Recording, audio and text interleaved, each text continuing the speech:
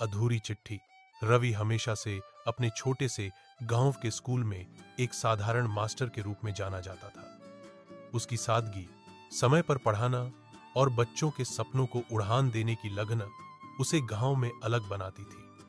लेकिन उसके दिल के कोने में एक राज था, एक चिट्ठी जो उसने कभी भेजी ही नहीं थी।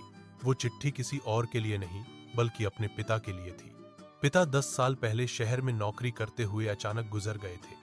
उस वक्त रवि कॉलेज में था और आखिरी बार उनसे मिलने का मौका भी नहीं मिला। उनके जाने के बाद रवि ने कई बार अपने दिल की बात लिखने की कोशिश की, लेकिन हर बार कागज पर आंसू गिर जाते और शब्द धुंधले हो जाते। एक दिन स्कूल में छुट्टी के बाद रवि पुराने सामान की सफाई कर रहा था।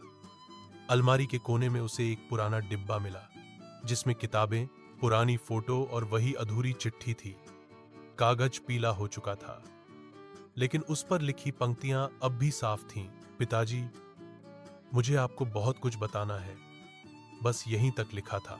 उस रात रवि ने चिट्ठी पूरी करने का निश्चय किया।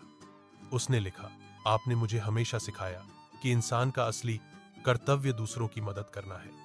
मैं अब आपके दिए रास्ते पर चल रहा हूं। स्कूल में बच्चे मुझसे वही सवाल पूछते हैं जो मैं आपसे पूछा करता था। कभी कभी लगता है आप पास ही खड़े हैं और मुस्कुरा रहे हैं।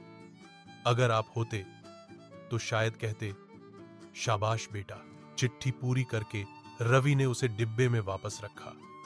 भेजने का तो सवाल ही नहीं था, क्योंकि पता तो अब ऊपर वाले के पास था। लेकिन उसके दिल से एक बोझ उतर गया। अगले दिन रवि बच्चों को पढ़ा रहा था। तभी एक बच्चा बोला, सर, आप इतने खुश कैसे रहते हैं? रवि मुस्कुराया और बोला, क्योंकि मेरे पास एक